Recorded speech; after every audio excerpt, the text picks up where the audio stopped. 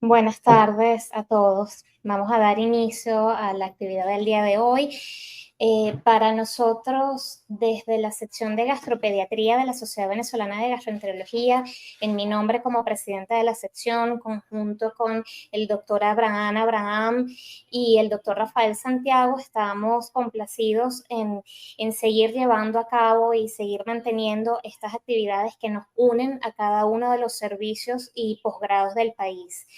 Realmente la intención es siempre mantenernos con información académica al día y siempre mantenernos como posgrados unidos y tratar de discutir casos de modo de llegar a mejores conclusiones y un mayor aprendizaje para cada uno de los que estamos aquí y los que nos acompañan desde la conexión online, así que bienvenidos sean todos. Realmente para la actividad de hoy ha habido una programación bastante importante desde cada hospital y cada residente con sus adjuntos para la preparación de casos clínicos, en donde también hemos tenido o hemos llamado para invitar a especialistas que nos van a acompañar para la discusión de cada uno de los casos.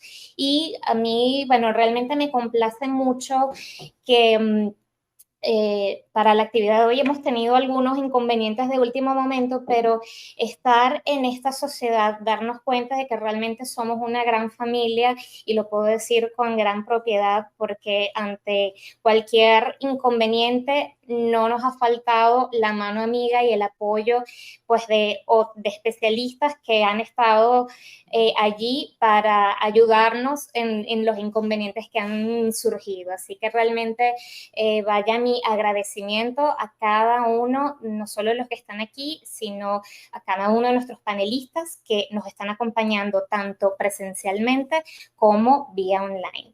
Vamos a empezar de una vez ya con la presentación de los casos clínicos. El primer caso que se va a presentar en la tarde de hoy corresponde al Hospital Pérez Carreño. Va a ser presentado por la doctora Franny Núñez y va a ser discutido por la doctora Anelsi Rivero, quien nos acompaña online desde Valencia. Adelante.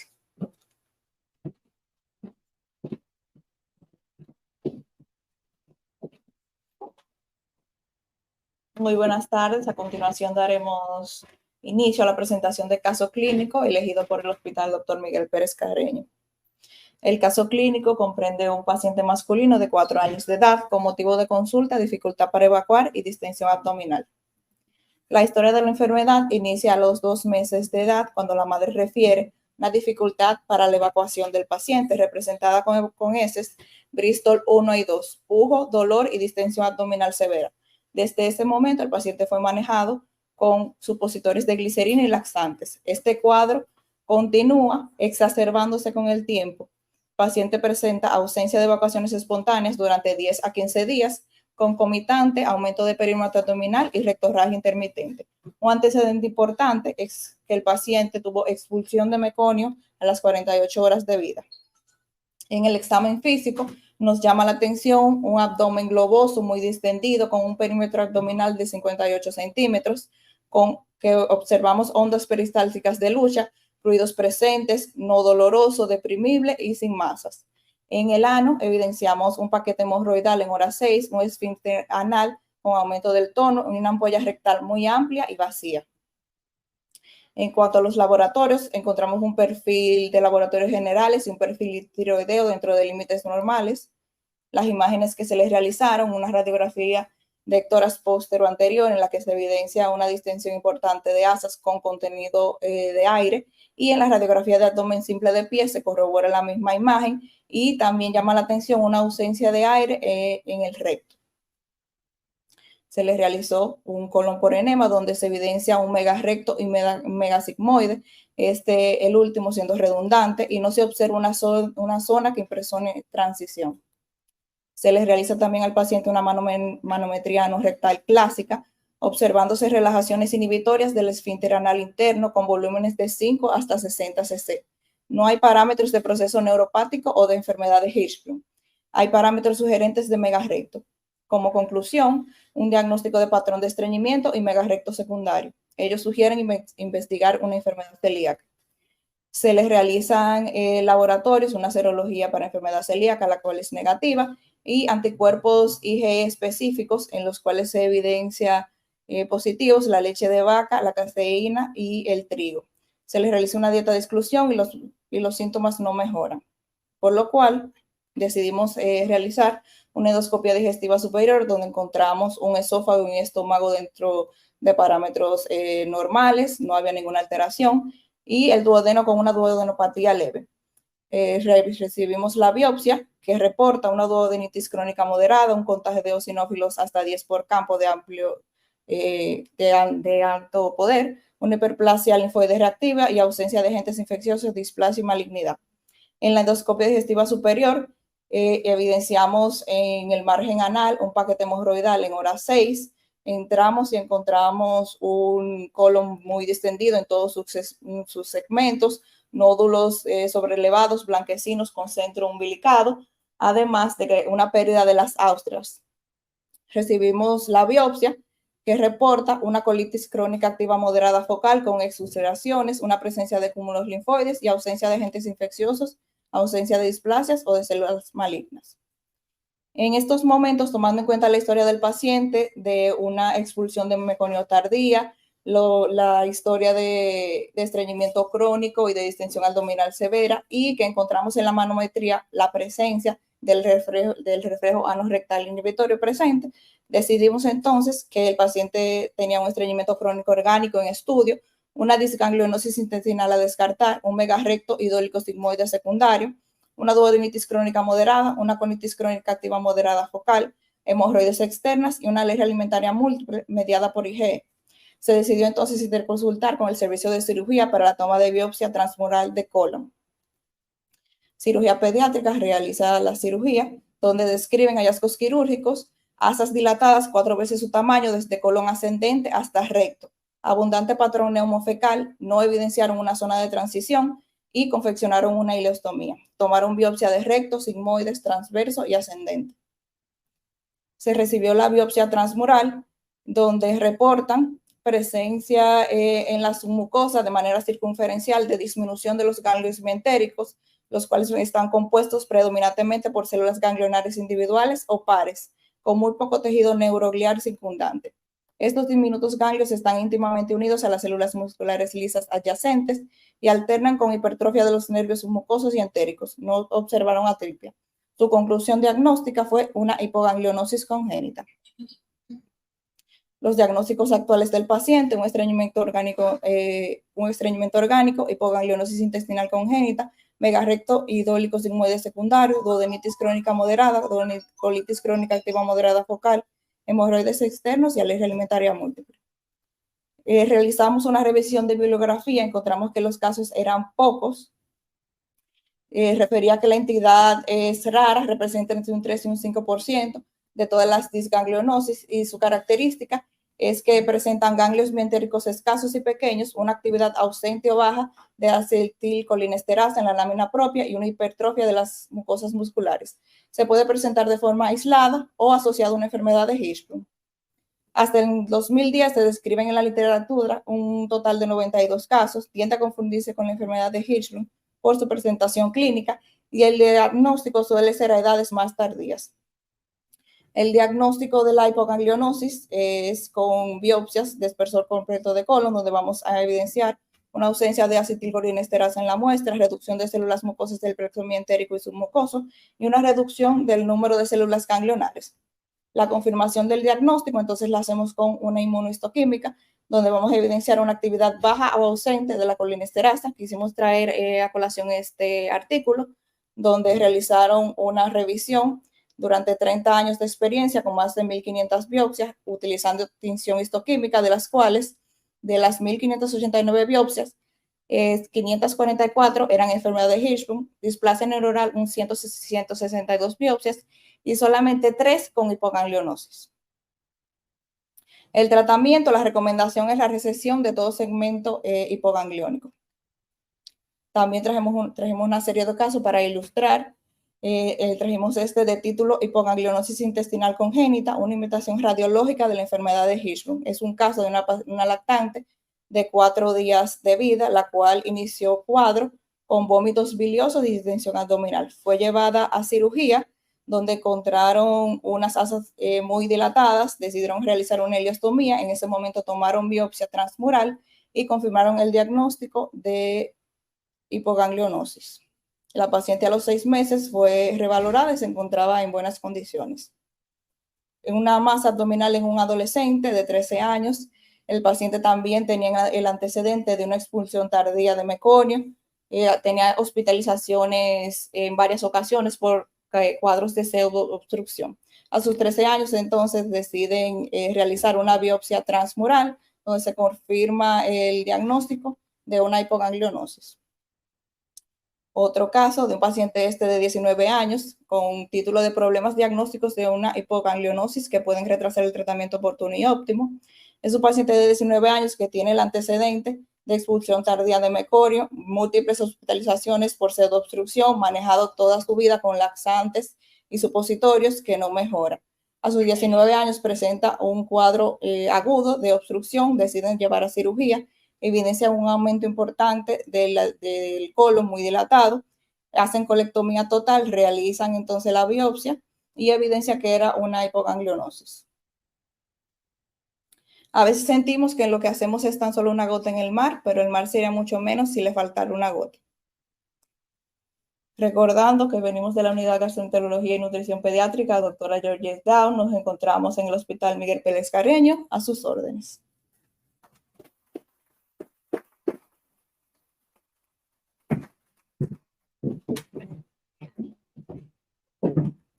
Muchas gracias a la doctora por la presentación y al Hospital Pérez Carreño por la presentación de este caso.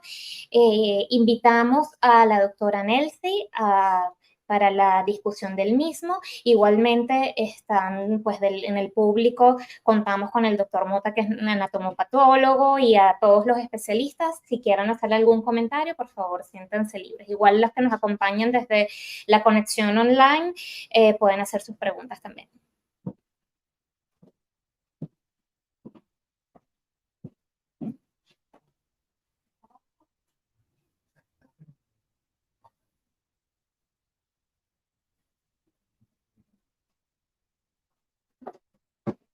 No dice no conectado. Doctora Nelcy, active su micrófono para poder escucharla.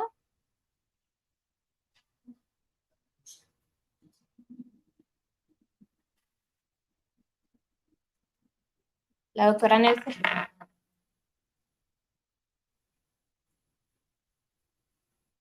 Si alguien del público quiere hacer algún comentario. Sí. Vamos. Lo felicito por la presentación de caso. Venga, doctor, si quiere, para que salgan.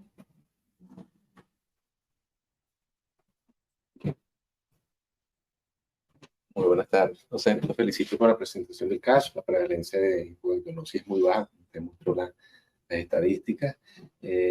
Pueden similar mucho a la enfermedad de Hirschsprung. Cuando vemos la longitud del segmento afectado por la radiología, uno comienza a pensar que la cosa no es Hirschsprung. Cuando ven ustedes la manometría, tampoco va sumando y dice, esto no parece un Hirschsprung. Entonces, ¿a dónde vamos a llevar?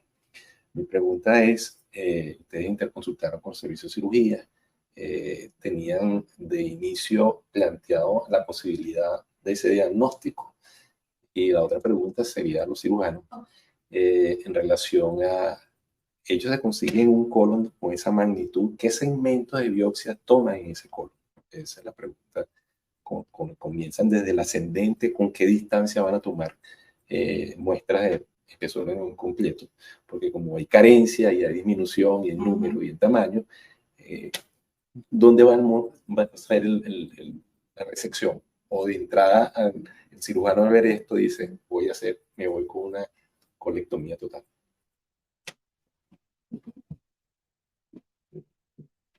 Nuestro primer diagnóstico no fue una hipoganglionosis. pensamos en un principio que sería una enfermedad de Hirschsprung, que está dentro de las disganglionosis, pero al realizar la manometría y encontrar que el paciente sí tenía el reflejo presente, decidimos buscar un poquito más allá y revisando la literatura encontramos que existían otras patologías que habían alteración de los plexos que no necesariamente era la enfermedad de Hirschsprung. En ese momento entonces decidimos interconsultar con cirugía para la toma de biopsia transmural. La toma de biopsia, ellos refieren que debe de ser de todos los segmentos, iniciando desde recto, pero el espacio entre biopsia se lo debo, doctor. ¿Cuántas muestras tomaron? Tomaron en recto, sigmoide, ascendente, descendente y transverso. ¿Cuántas? 5. 5 en total. Una en cada segmento. Me quedó la duda que se hubiera tomado. Tú sabes que sería bueno. Doctora, No. Una tempestad que me están pidiendo urgente. Vamos a ver las placas. Es ello, creo. Yo creo que es el que la tiene que colocar.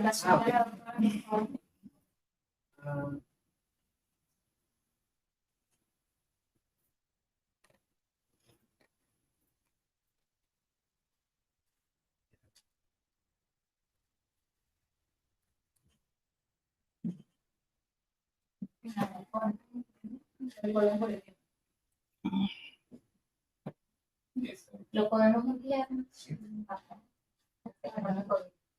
Ok. Ve, en este es todo un problema. Aquí hay unos expertos más expertos que yo, pero bueno. Hay demasiado contraste.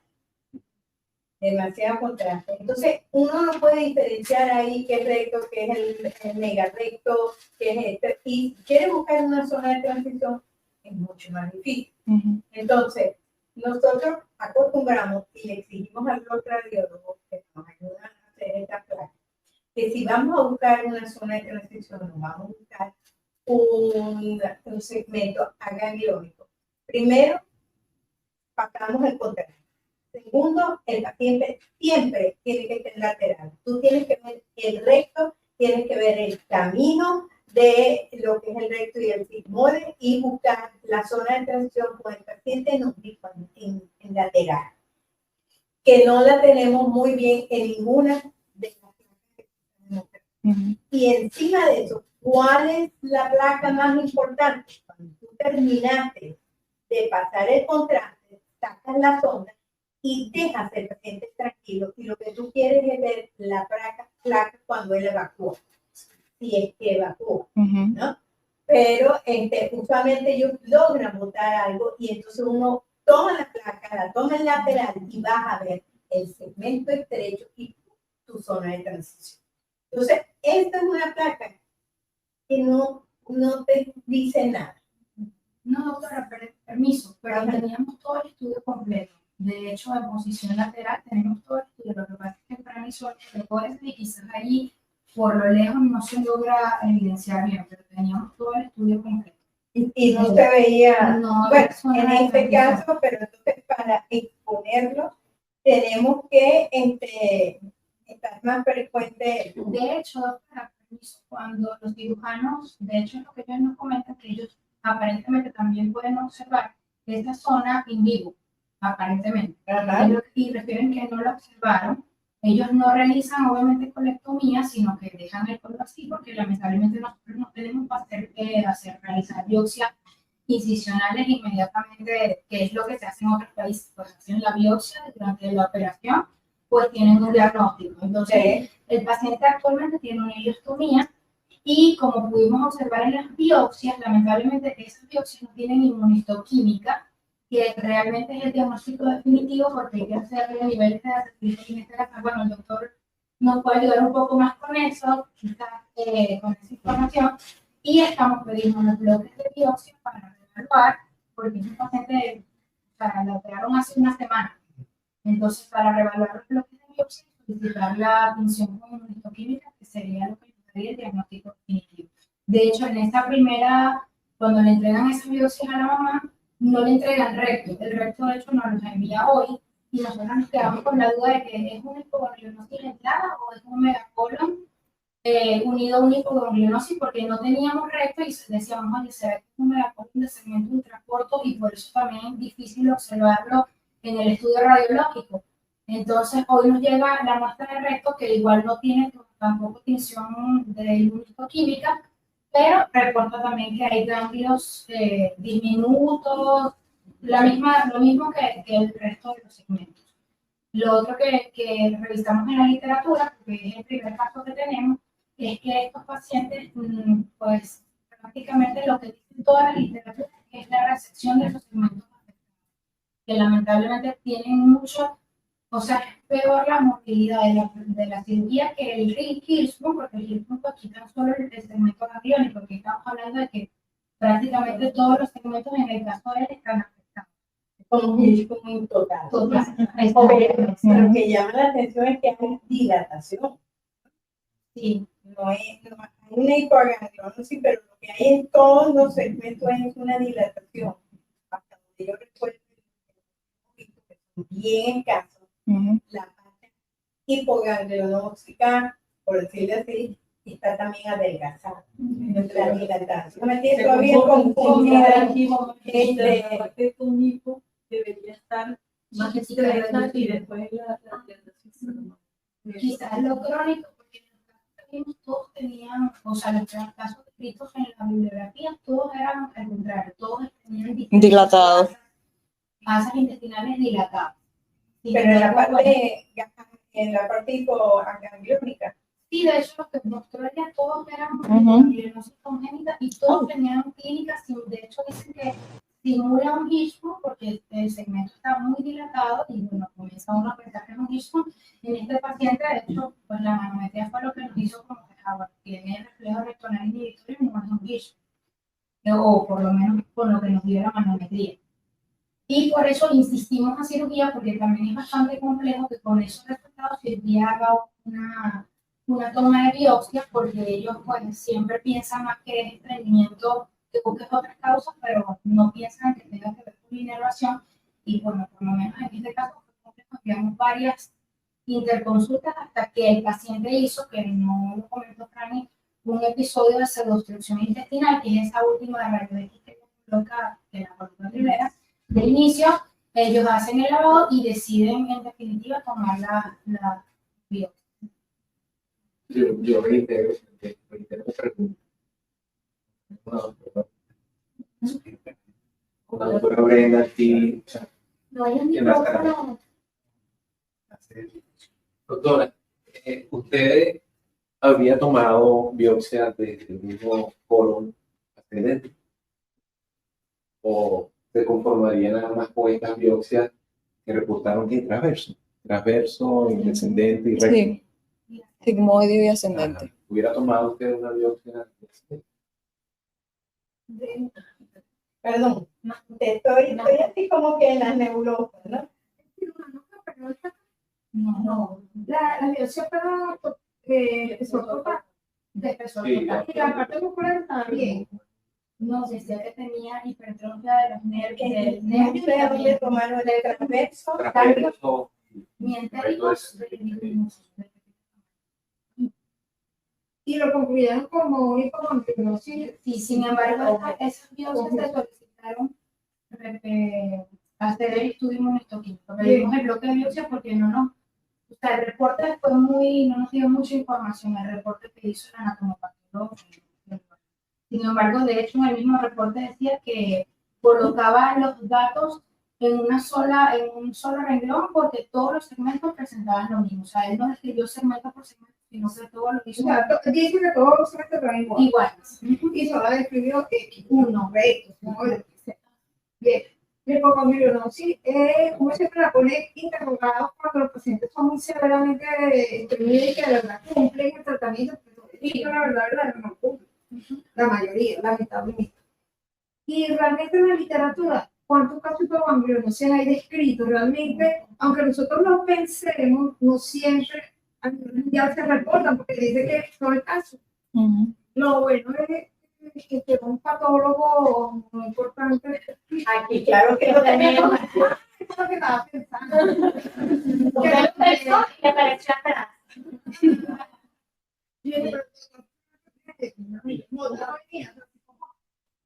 Fíjate, esa es una discusión que siempre he tenido yo con Ben. Te comento. Los expertos en el área, cuando hablan de megacortes médicos, solamente dicen, yo lo que les digo es si hay o no hay células ganglionares. Si no hay células ganglionares, es un megacorte médico, una ganglionosis. Si hay células ganglionares, no me voy a meter en dudas, diciendo si hay una hipoganglionosis o una hiperganglionosis ni nada por el estilo. Porque eso está muy bien y cuando ustedes revisan toda la literatura de hipoganglionosis, la gran mayoría tienen, son hechos, vamos a decirlo, no lo voy a decir experimental, sino que ellos tienen ciertos equipos que permiten numerar, cuantificar el número de células ganglionares por lecho, cosa que nosotros no tenemos. ¿Ok? Yo te puedo decir, a mí me parece que hay una disminución, pero a mí me parece muy subjetivo. Y si yo voy a hacer un diagnóstico subjetivo de una hipoganglionosis, lo mejor, por lo que tú estás diciendo, porque el tratamiento es agresivo. ¿Ok? ¿Qué es lo que sucede con esto? Estoy de acuerdo con lo que está diciendo Brenda y César. Ya. Lo lógico es, vamos a irnos por la parte de megacolon. Las zonas dilatadas son patológicas. No. ¿No? Entonces, si yo tomo muestras de zonas dilatadas y estoy pensando en una alteración ganglionar, ¿voy a encontrar algo? No lo voy a encontrar. Lo que tú estás pensando, correcto, yo también pensaría, será algo ultra corto que no permite ver una zona de transición, o simplemente no me permite ver una zona de transición porque está demasiado blanco, no sé cómo llamarlo. Entonces hay que tener mucho cuidado. Incluso cuando yo discuto los casos con Brenda y le digo, mira, tiene una clínica similar a megacolon. Te puedo decir, desde el punto de vista anatómico de que hay una ausencia de células ganglionares, no lo tiene. Lo que sí te puedo decir es que si clínicamente se está comportando, no tengo cómo hacerte, por ejemplo, Si podemos hacer este 100 y... Sí, pero lo ideal es hacer para el retinil. Ok, porque eso te permite ver cómo están los fluidos nerviosos tanto en la parte de la mucosa y la submucosa y la película. ¿Ok? Pero actividad se tiene por Pero es una manometría. Sí, lo que yo no sé si soy yo.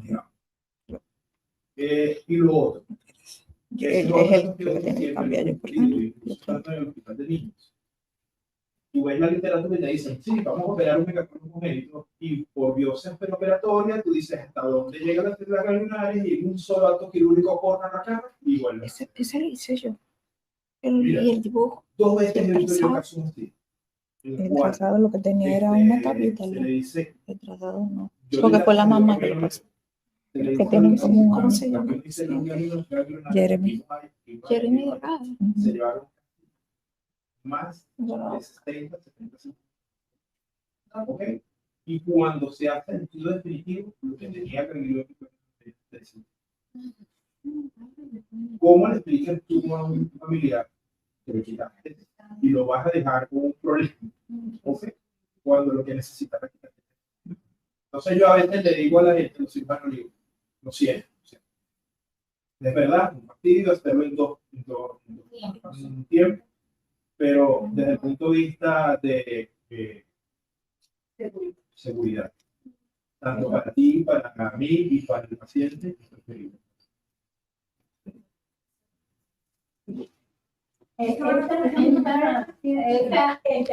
Esta descripción que dieron, que yo le voy a decir, yo no le confío a mucha gente una biopsia.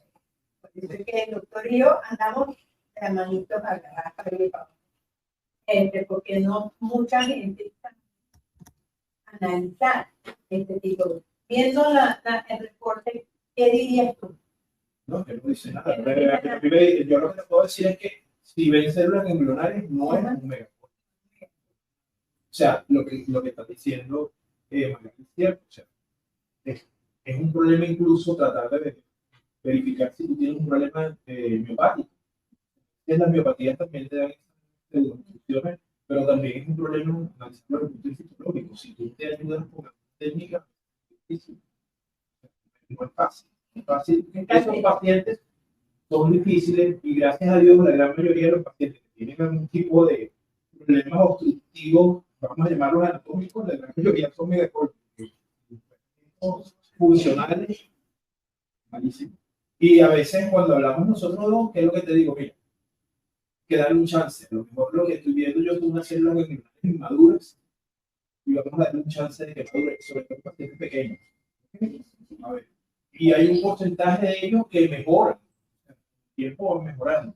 Bueno, la displasia neuronal intestinal, que es la otra gran competidor, debería ceder entre los 6 y los 7 años. Ya el paciente solo debería empezar a comportarse como normal, porque madura, porque quiera su patrón del porqué. Pero este tiene 4. Sí. ¿Qué? De Mariano.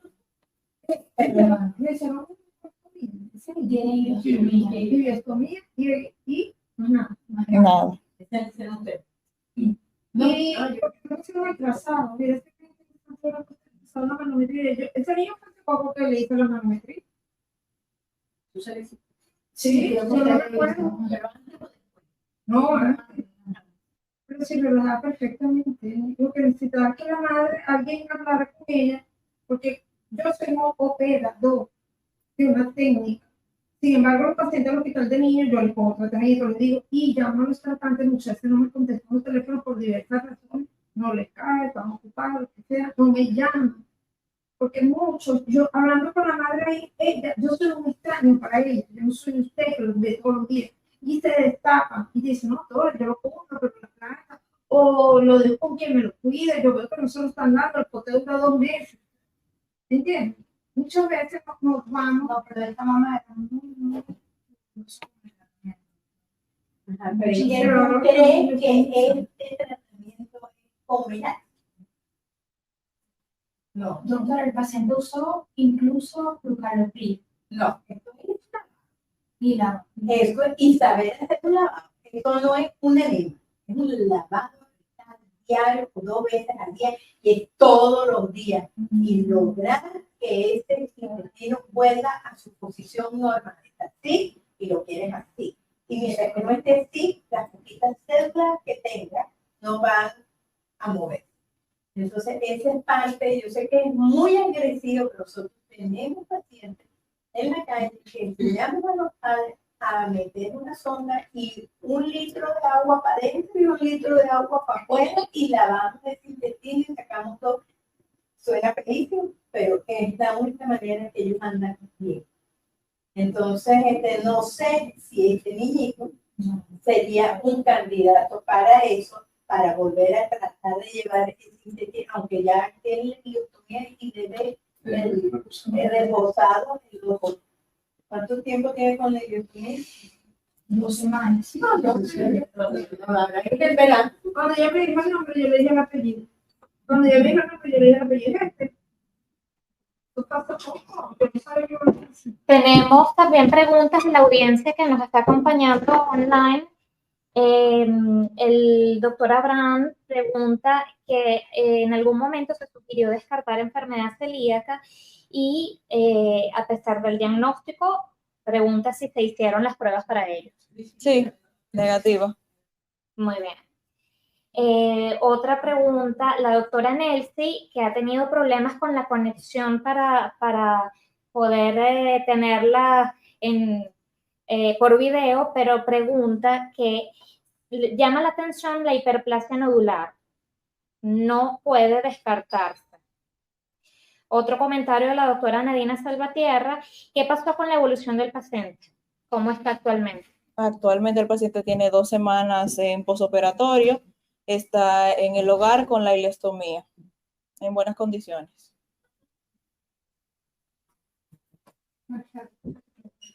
Bueno, vamos, la doctora Nelsi creo que todavía no ha podido activar su micrófono y su video, pero bueno, damos por concluido el primer caso de la tarde de hoy. Gracias, doctora Franny, gracias a cada uno de los disertantes que han estado con nosotros. Vamos a seguir con el caso.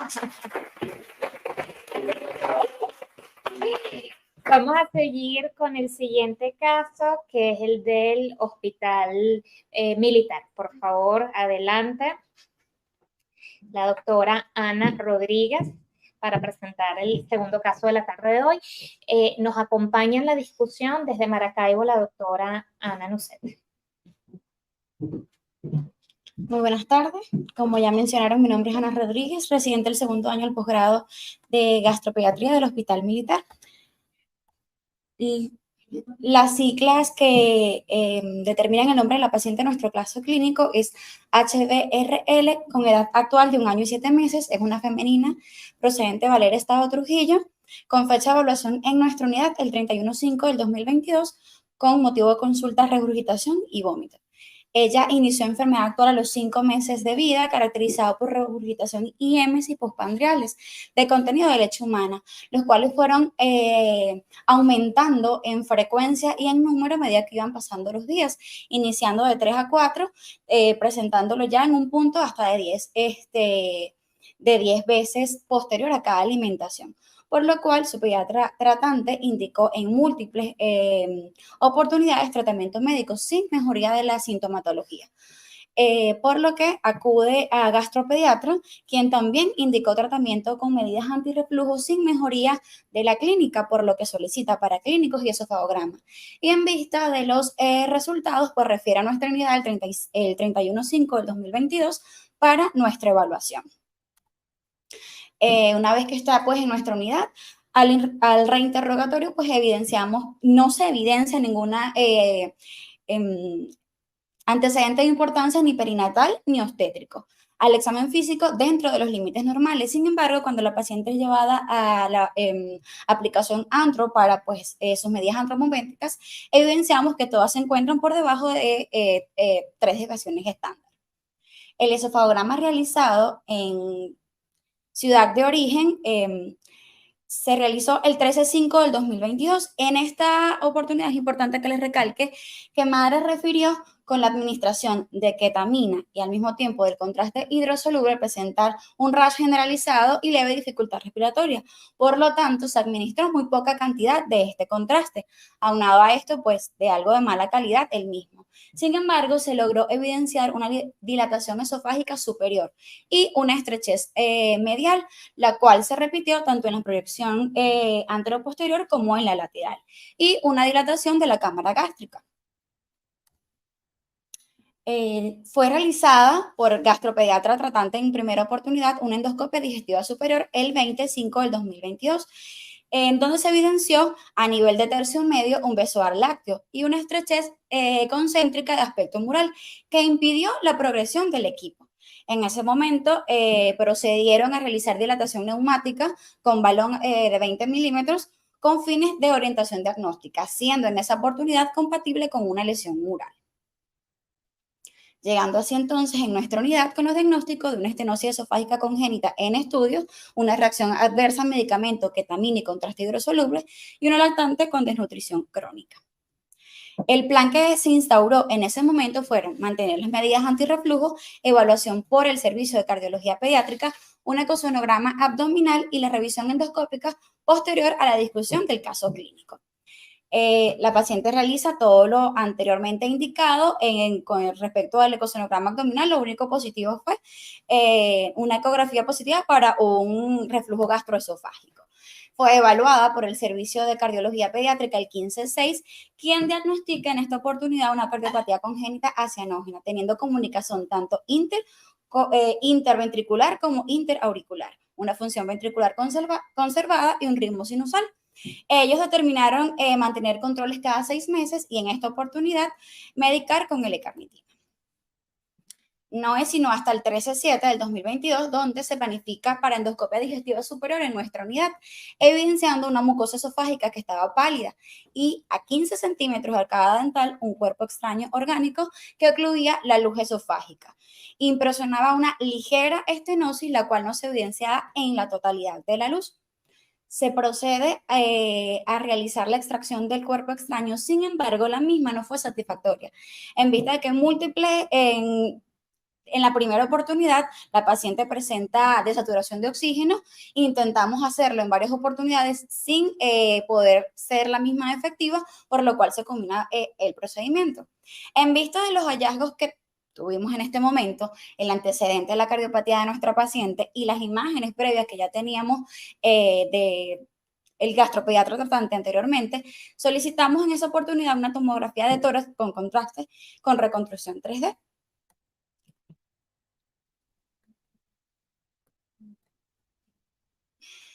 Bueno, aquí venían otras imágenes que desconozco porque están pasando primero esta, pero quisiera invitar entonces, una vez realizada nuestra tomografía, estas fueron pues una de las imágenes que encontramos que podemos observar, o que pueden observar, que nos puedan pues aportar. Debemos recordar, bueno, las imágenes anteriores hacen un poco de recordatorio. El esófago no se encuentra solito, ¿cierto? Está, ¿verdad?, en la cavidad torácica, acompañado tanto de las vértebras posterior, tenemos también la tráquea, la bifurcación, tenemos el callado aórtico, son otros elementos que lo acompañan. ¿Qué podemos observar acá? Si no, pasamos a la siguiente. ¿Cómo dice? Sí, señor. Ajá, muy bien. Ok. Bueno, este estudio fue realizado primero en una institución pública, donde no nos realizaron un informe como tal. Solicitamos la valoración en el servicio de radiodiagnóstico de nuestra institución, teniendo ellos el diagnóstico de un engrosamiento bronquial bilateral de distribución iliobasal de probable etiología inflamatoria. Sin embargo, cuando es evaluada la imagen en nuestra institución por el equipo de trabajo de nuestra institución, evidenciamos esa imagen que se encuentra ahí. Voy a retroceder para que puedan verla mejor, ¿ok? A 2 centímetros por encima de la bifurcación bronquial, una imagen de aproximadamente unos 2 o 3 centímetros.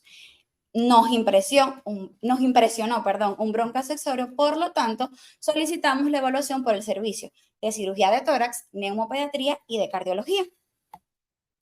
Logramos realizar esta evaluación multidisciplinaria en primera instancia por cardiología pediátrica, un hemodinamista y un cirujano cardiovascular, quienes nos refirieron pues la indemnidad cardiovascular sin presencia de alguna malformación arteriovenosa. Solo le impresionaba en esa oportunidad una malformación congénita de tipo divertículo traqueal. Es evaluada posteriormente por el servicio de cirugía de tórax y de neumonología, quien después de discutir el caso, las imágenes y los antecedentes de nuestra paciente, concluyeron con el diagnóstico de una malformación pulmonar congénita de tipo traqueobronquial, la cual no tiene repercusión pulmonar ni criterios quirúrgicos. Por el servicio de cirugía pediátrica, de cirugía de tórax, fue egresada nuestro paciente y por neumonología sugirieron vigilancia y controles periódicos de nuestra paciente. Si vemos la imagen que fue el hallazgo con respecto a la tomografía, coincide con la primera o la estrechez observada en el primer esofagograma que les había anteriormente mencionado. Este es el video. Recuerda que sin sonido, por favor. Gracias. Aquí podemos observar, ¿ok?, cómo en todas las proyecciones se mantiene la misma imagen. Si puedes volverla a poner, no sé, así el giro completo. Ajá.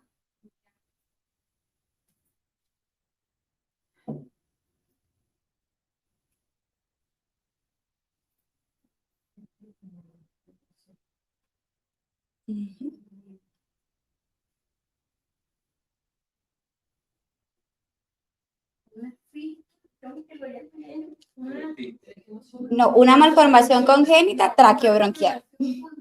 Ajá. Ajá. atención eso, sino que es una tráquea que está desviada. Ajá. Está pegada hacia uno de los pulmones. Exactamente. Esa no está centrada. Ujú. Y parece otra anomalía mucho más importante que lo que está. Ya, vamos para allá.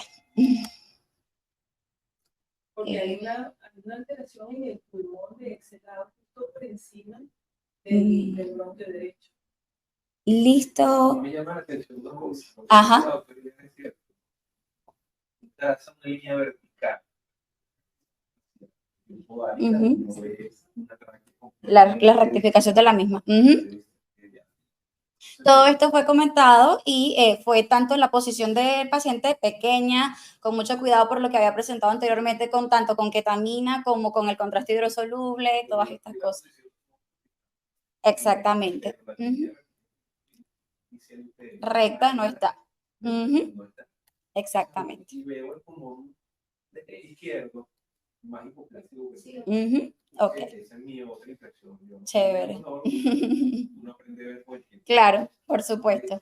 Ese divertículo tactiano, a mí, mi inquietud. Las bacterias no tienen los cortes, los tejidos. Ese divertículo realmente está generando la compresión. Ya vamos para allá, doctor. Ya vamos para allá. Sí, señor.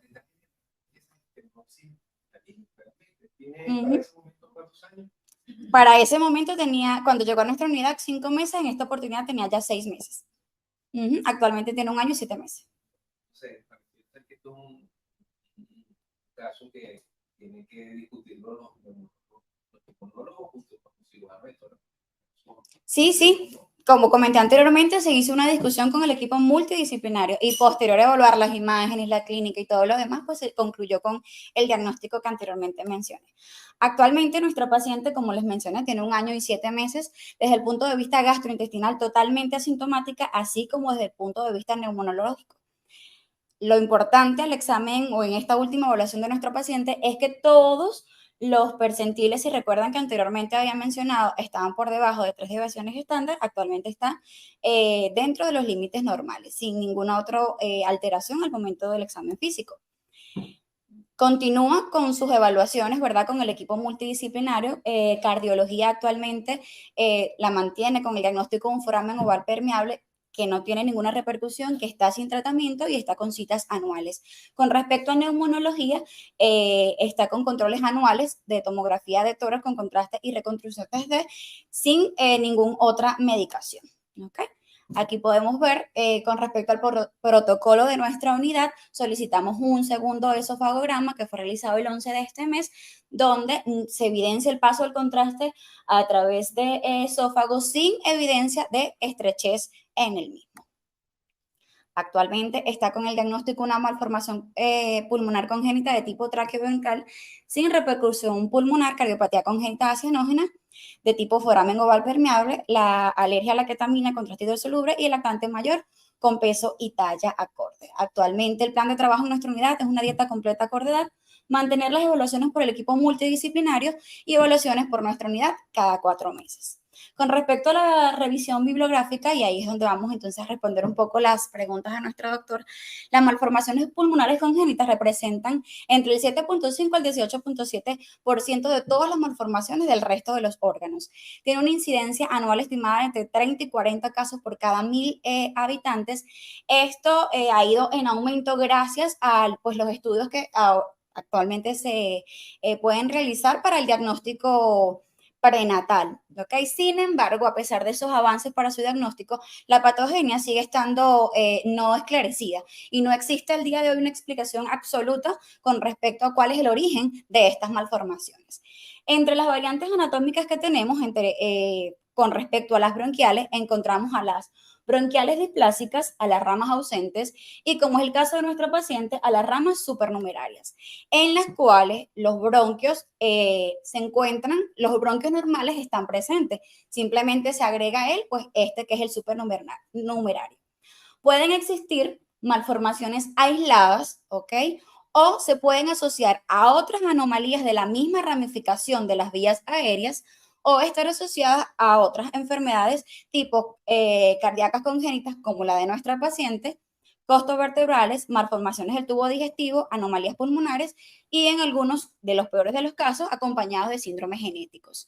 Son variaciones poco frecuentes y no suelen ser clínicamente significativas, pero pueden acompañarse de síntomas tanto intra como extrapulmonares, principalmente los cardíacos y los gastrointestinales por la cercanía y la compresión que estas ramas supernumerarias hacen sobre estas dos entidades, tanto cardíacas como gastrointestinales.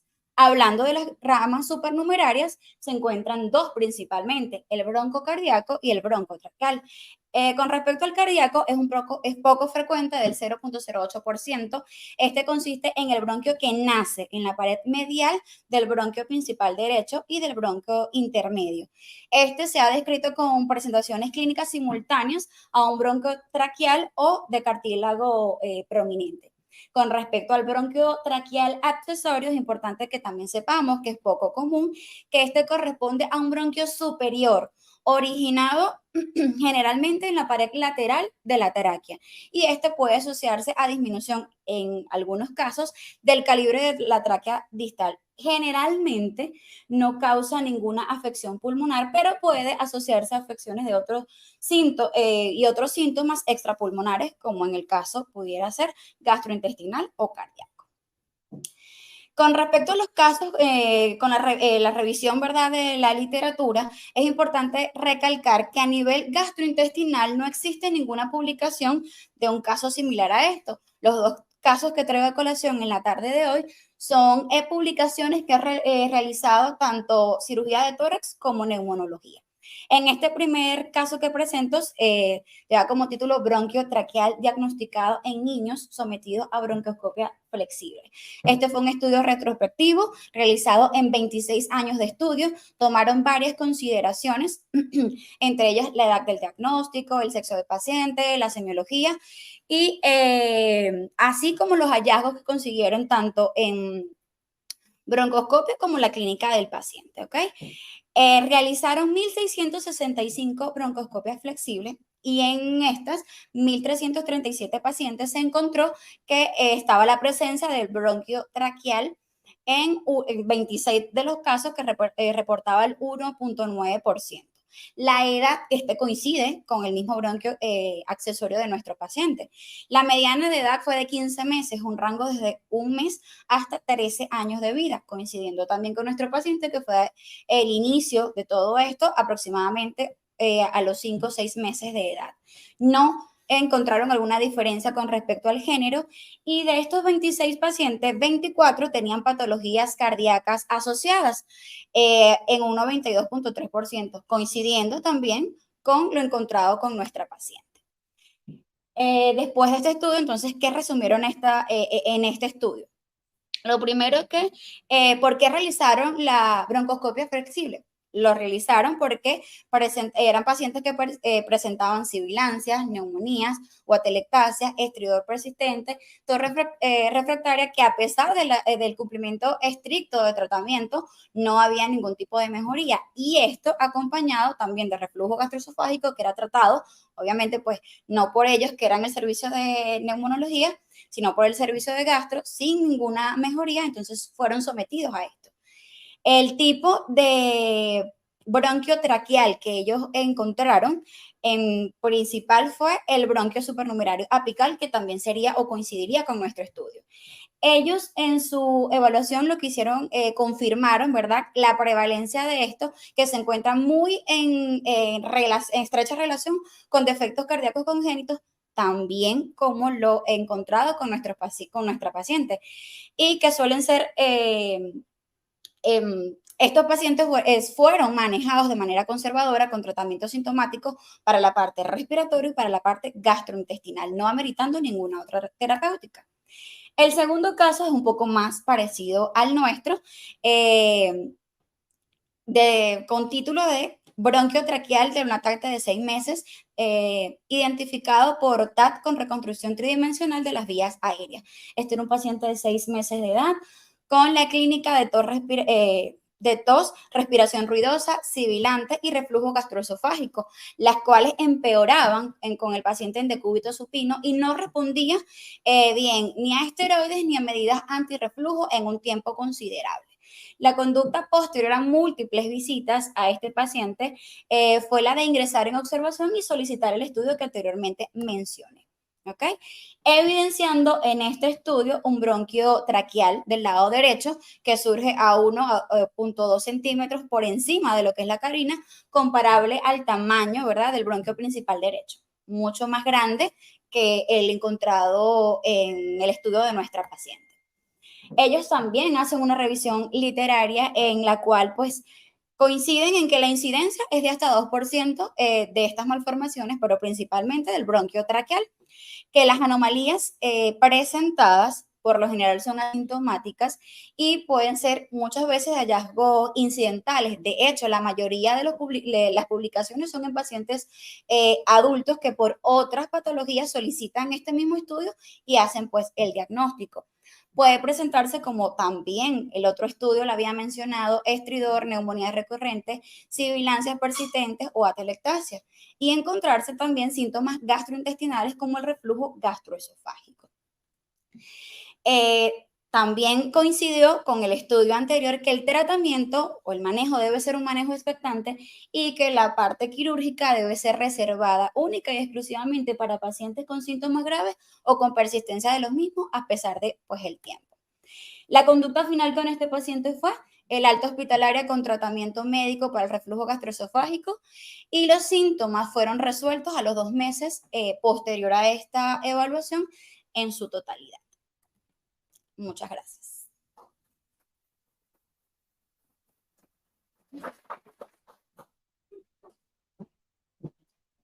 Gracias, doctora, por el caso. De nada. Invitamos a la doctora Ana Nucefer. Anita, te vemos. Gracias Bueno, por acompañarnos.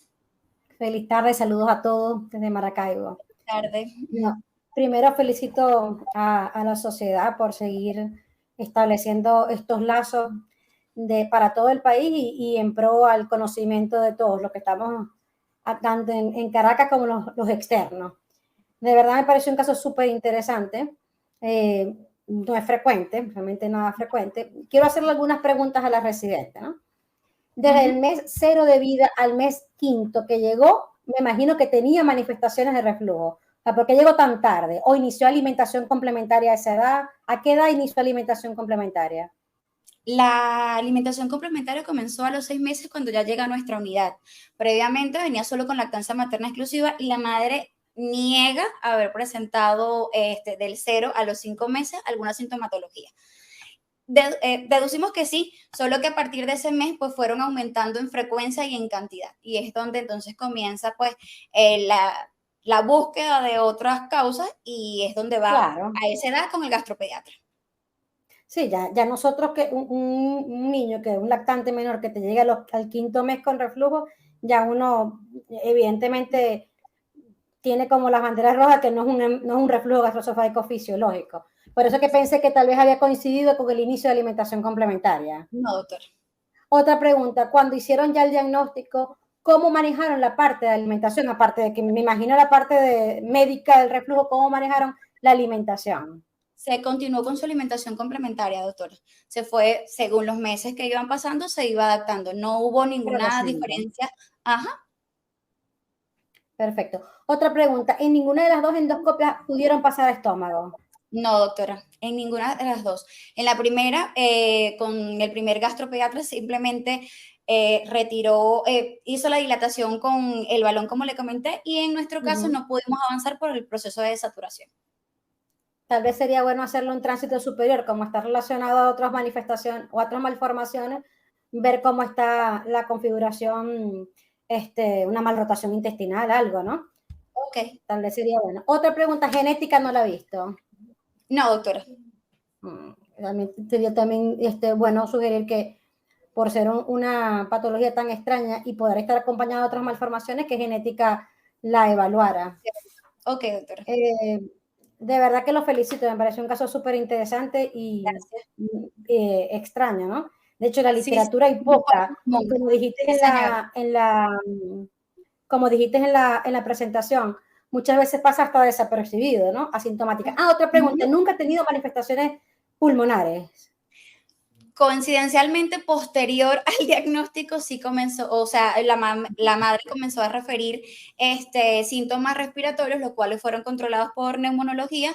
Fue reevaluada nuevamente por el servicio de cirugía de tórax, quienes pues dijeron que no había repercusión pulmonar a menos que esto se exacerbara. Fue evaluada en un periodo de 6 meses posteriores y ya no presenta síntomas respiratorios y tampoco gastrointestinales. Felicitaciones. Gracias. ¿Hay alguna pregunta de la audiencia? Quería hacer una acotación. Reportaron que el paciente fue dilatado con un balón de 20 milímetros. Es lo que refería, doctora, valga la redundancia, la referencia del médico tratante anterior. Sí, yo tampoco creo, pero era lo referido y pues no podíamos modificarlo. Sí, sí, es importante. De 5 meses, sí, señor.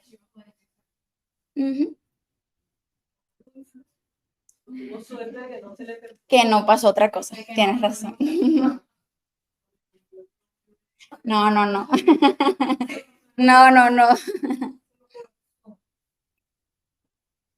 Bueno, Listo. si no hay ninguna otra pregunta de la audiencia, entonces agradecemos a la doctora Ana, agradecemos al Hospital Militar por la presentación de su caso y a continuación vamos a pasar al último caso del día de hoy del Hospital JM de los Ríos a cargo de la doctora Dayana Lomán. Gracias, Ana, por habernos acompañado.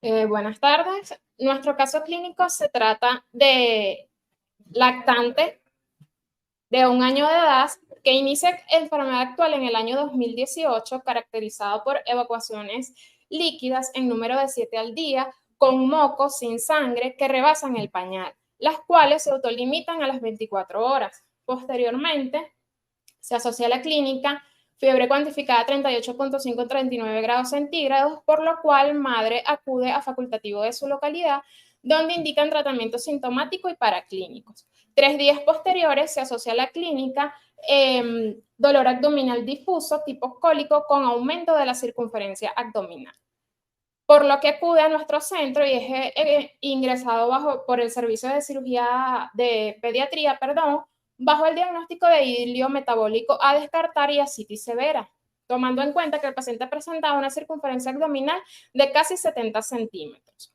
Se realizan al ingreso laboratorios y paraclínicos con perfil renal, perfil hepático y valoración por el servicio de cardiología pediátrica, en el cual se descartan tanto alteraciones renales, hepáticas que pudieran ser sugestivas de la ascitis severa que presentaba el paciente. De igual forma, es evaluado por el servicio de cardiología, quien refiere corazón estructuralmente sano sin alteraciones, descartando otra causa de ascitis. Por lo cual es evaluado por nuestro servicio y además los servicios de infectología y epidemiología de nuestro centro, en vista de que la madre refiere un antecedente epidemiológico de contacto de familiar con TB. Es motivo por el cual el servicio de epidemiología decide realizar PPD, el cual resultó positivo, un BK de contenido gástrico negativo, por lo cual también deciden hacer un procedimiento de paracentesis en el cual extraen 500 cc aproximadamente de líquido turbio, al cual le realizan el ADA, el cual el resultado nos dio por encima del límite de corte. Y en vista del PPD positivo, deciden plantear terapia antifímica con triples drogas, como lo son la rifampicina, isoniazida y piracinamida. Por lo cual, en esta hospitalización, el paciente tiene una evolución satisfactoria y egresa con tratamiento antifímico.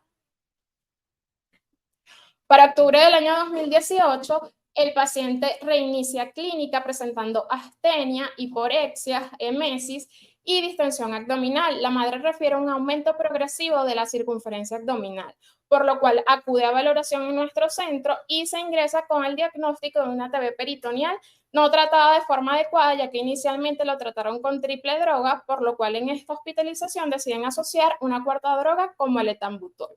Además, se realiza estudio de imagen donde se observan múltiples imágenes tabicadas, anecoicas separadas por tabiques, y se descartan alteraciones tanto hepáticas, pancreáticas y asimismo retroperitoneales, por lo cual en esta oportunidad la paciente egresa en diciembre del 2018.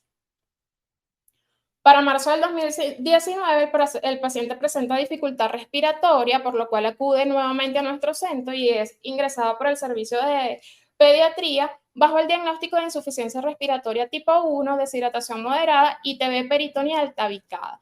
En esta oportunidad, la madre refiere no cumplir el tratamiento antifímico de manera adecuada, por lo cual también es evaluado por nuestro servicio. Se le realiza una ecografía en donde reportan múltiples imágenes anecoicas separadas por tabiques y ascitis, por lo cual nuestro servicio decide plantear la realización de una biopsia de peritoneo por laparoscopia.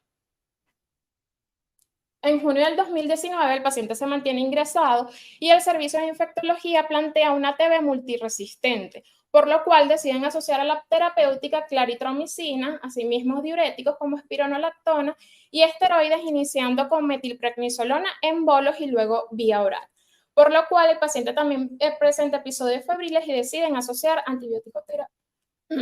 Perdón. Realizan varios estudios de paracentesis, por lo cual en uno de los reportes últimos del líquido, reporta una amilasa en líquido peritoneal muy por encima del valor normal, por encima de 4.944 unidades internacionales sobre litro, por lo que deciden plantear ascitis de origen pancreático probable. Se realiza paracentesis por nuestro servicio, como podemos observar en las imágenes, con una circunferencia abdominal paracentesis en 63 centímetros. Posteriormente se extraen 2.500 cc de líquido turbio quiloso con una circunferencia abdominal posterior de 54 centímetros.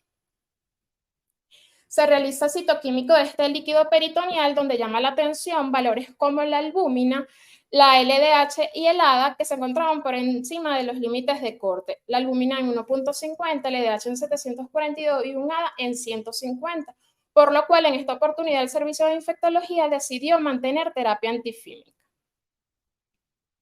Vale la pena mencionar que a nuestro paciente se le realizó el índice de gasa, determinando albúmina sérica, albúmina del líquido peritoneal, el cual resultó 1.70, dejando claro, como sabemos, que un paciente que presenta un índice de gasa mayor a 1.1 es sugestivo de patología de ascitis de origen hepático. Y como bien lo vimos en nuestro paciente, desde un principio se descartó alteraciones tanto bioquímicas como estructurales, no coincidiendo en este caso con nuestro paciente.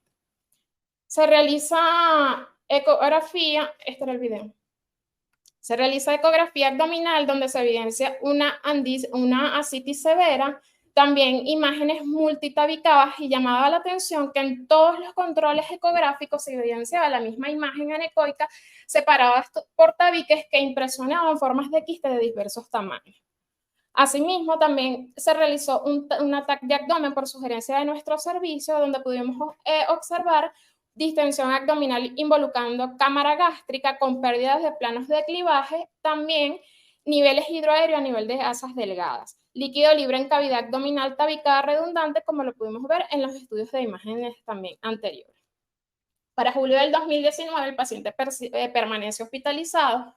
Se realizan niveles séricos de amilasa y lipasa muy por encima de los límites o de los valores normales, por lo cual se plantea el diagnóstico de pancreatitis. También buscando o descartando otras causas de ascitis, es evaluado por el servicio de oncología, quienes deciden indicar marcadores tumorales, y en vistas de esto estar dentro de lo normal, descartan patología de origen oncológico. El paciente permanece hospitalizado hasta el septiembre del año 2019, recibiendo coformulado con isoniazida, rifampicina y piracinamida, por más etambutol, que se asoció en la segunda hospitalización durante 50 días. Asimismo, recibió antibiótico terapia y esteroides. Para este momento, el paciente con una evolución satisfactoria, egresa con terapia antifímica. Y cumple esta terapia desde septiembre del 2019 hasta septiembre del 2020, con última paracentesis en enero del 2020. Llama la atención también que durante la pandemia la madre se mantiene en comunicación vía telefónica con servicios de infectología y gastroenterología, refiriendo que el paciente se encontraba en condiciones generales estables, sin presencia de ascitis, con reducción del volumen abdominal hasta este momento. En enero-febrero del año 2021, el paciente acude a consulta por nuestro servicio, donde se evalúa, madre refiriendo nuevamente aumento del perímetro abdominal de manera progresiva. En el mes de mayo del 2021 es ingresado bajo el diagnóstico de TB peritoneal multiresistente y ascitis tabicada. Nuestro servicio realiza control ecográfico y en vista de no evidenciar cambios en comparación a los controles ecográficos anteriores, deciden plantear la realización de la biopsia de peritoneo en una nueva oportunidad. Servicio de infectología decide plantear un nuevo estudio de líquido peritoneal. Se realiza paracentesis por parte de nuestro servicio, donde se extraen 3.500 cc de líquido turbio, depletando menos de 2 kilos, depletando 2 kilos en comparación al peso inicial antes del procedimiento. Vale la pena mencionar también que en vista de las características del líquido y la cuantía, deciden plantear asociar a la terapéutica de espironolactona y albúmina. Y servicio de infectología también en vista de las características del líquido deciden plantear nuevamente una segunda fase de terapia antifímica durante 50 días. Entre junio del 2021 y julio del 2022, el paciente acude en múltiples oportunidades a nuestro servicio, en donde, como pueden ver las fechas en la línea de tiempo, se realizan todas estas oportunidades paracentesis terapéutica. Vale la pena también mencionar que el paciente durante todo este tiempo se mantuvo dentro de condiciones clínicas estables. Sin embargo, llamaba la atención era el aumento del perímetro abdominal y la ascitis que presentaba severa. También el resto del examen físico era normal y los parámetros bioquímicos. En enero del presente año se realiza ecografía, donde se observan a predominio de mi abdomen izquierdo múltiples imágenes anecoicas separadas por tabiques que impresionaban quistes de tamaños diversos, como pudimos ver en los ecos anteriores, por lo cual se decide solicitar un TAC de abdomen en vista de la ascitis tabicada, la cual no fue realizada. Para el mes de mayo del 2023 es evaluado por el Servicio de Cirugía Pediátrica del Hospital Domingo Luciani, donde ingresan bajo el diagnóstico preoperatorio de TB peritoneal y ascitis tabicada, realizando una laparotomía exploradora, también drenaje y toma de biopsia de quiste peritoneal. Con los hallazgos intraoperatorios que reportan un magma inflamatorio que limita el abordaje a la cavidad abdominal. Asimismo, múltiples estructuras quísticas de diversos tamaños de contenido seropurulento y gaseoso. También con comunicación por tabiques. Se realizó biopsia de peritoneo, drenaje de quistes con aspiración de líquido interno y biopsia de cápsula de quiste, con el diagnóstico postoperatorio de la laparotomía exploradora más toma de biopsia de quiste peritoneal. Se realiza biopsia a esta pieza de quiste, el cual reportó quistes mesoteliales simples con extensa erosión del epitelio, de revestimiento interno. También tenía zonas de inflamación inespecífica transmural con focos de hemorragia antiguo, presentando también un ganglio linfático con hiperplasia sinusoidal reactiva inespecífica. Actualmente nuestro paciente se encuentra en estables condiciones generales, con disminución tanto de la circunferencia abdominal como de la ascitis. Acude a nuestra consulta, a nuestro servicio y se realiza ecografía control, donde se evidencian imágenes quísticas en reducción en comparación a los estudios de imágenes anteriores. Sin embargo, está a predominio de mi abdomen izquierdo de menor tamaño.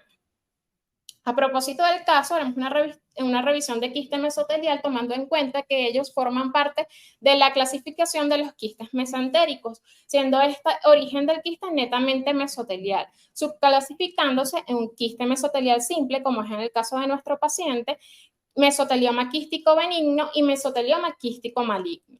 En cuanto a la epidemiología, la revista de cirugía venezolana reporta que existen a nivel mundial menos de 1000 casos reportados, siendo estos un 40% en un hallazgo incidental. Y el pronóstico va a depender netamente de las condiciones clínicas del paciente y siempre y cuando se haga una exéresis completa de los quistes. En cuanto al quiste mesotelial, podemos definir o tener las características que puede ser un quiste uni o multiloculado de contenido seroso y este no suele rebasar de 5 a 10 centímetros aproximadamente. Puede cursar también de forma asintomática y permanecer en el tiempo. En la edad adulta tiene un predominio en el sexo femenino en una proporción 5:1 y también las literaturas describen que en un 62.45% en la población pediátrica es más frecuente en el sexo masculino, sobre todo en los pacientes menores de 10 años en una media de 4 a 5 años. En cuanto a la etiología, existen 3 teorías. Una teoría idiopática, congénita y reactivas. Estas como resultado de procesos traumáticos o inflamatorios. En cuanto a la clínica, es un paciente que presenta dolor abdominal crónico, sensibilidad, distensión abdominal como fue evidente en el caso de nuestro paciente, masas en la cavidad abdominal o pelvis y pérdida de peso también presentada en nuestro caso. En cuanto a la histología, va a ser un quiste que va a tener recubrimiento de células epiteliales planas, cuboidales o columnares, va a tener una pared fibrosa y una característica muy importante de él es que va a carecer de fibras musculares y tejido linfoideo. En cuanto al diagnóstico, se hace a través de ecografía abdominal, tomografía de abdomen, resonancia magnética abdominal, pero las literaturas describen que el porcentaje más alto del diagnóstico se hace a través de la laparotomía exploratoria, por las características del quiste y por los hallazgos anatomopatológicos. El tratamiento es netamente quirúrgico y su eficacia va a depender solamente de la exéresis completa de estos quistes. En cuanto a las complicaciones, puede presentar rotura, hemorragia, perforación, torsión o infección. A propósito del caso, traemos un caso publicado por la Sociedad Brasilera de Pediatría, quienes reportan un quiste mesentérico gigante presentándose como ascitis voluminosa. Ellos concluyen que en vista de que las quistes mesentéricos son casos muy raros en los niños, esto puede simular también otras patologías y hay que descartarlas. Por lo tanto, también presentaron un caso de un paciente de 3 años, el cual vemos en pantalla, y es un paciente que presentó ascitis progresiva de 7 meses de evolución, en el cual se descartan otras patologías y el hallazgo o el diagnóstico se hizo a través de la laparotomía exploradora con los hallazgos histológicos, como fue el caso de nuestro paciente.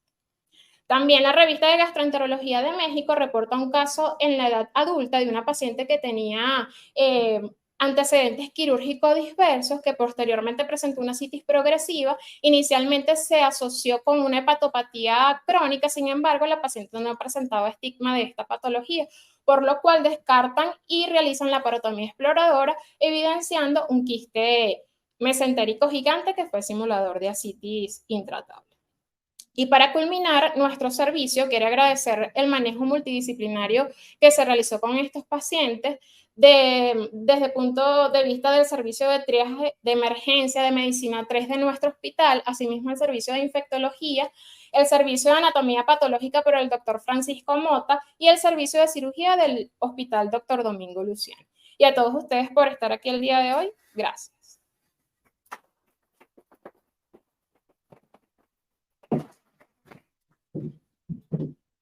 Gracias, Dayana.